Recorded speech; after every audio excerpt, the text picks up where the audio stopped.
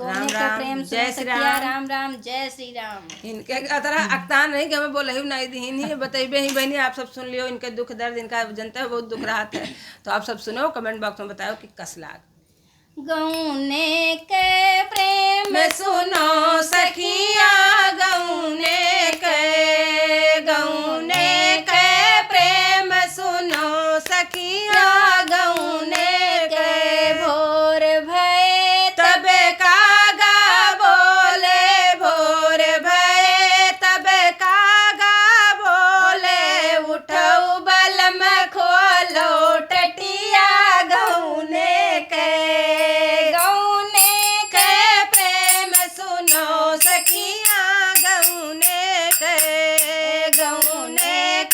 प्रेम सुनो सखिया, गौने के पहली बार जब गौने गईलूं, पहली बार जब गौने गईलूं, लाल पलंग मखमल तकिया, गौने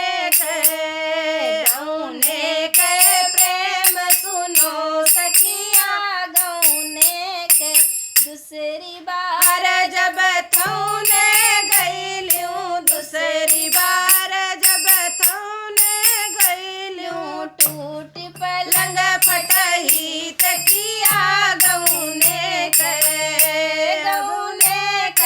प्रेम सुनो सखिया, गौने के तीसरी बार पल पठौनी गईलूं, तीसरी बार पल पटौनी जब गईलूं, पिछले पहर वही रहूं चकिया, गौने के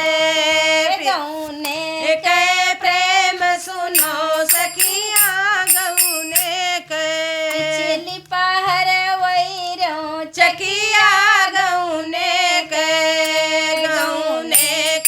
प्रेम सुनो सखिया, गौने के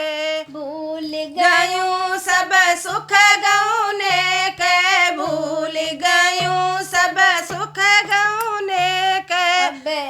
अब नोन तियल हरदी मिर्चा, गौने के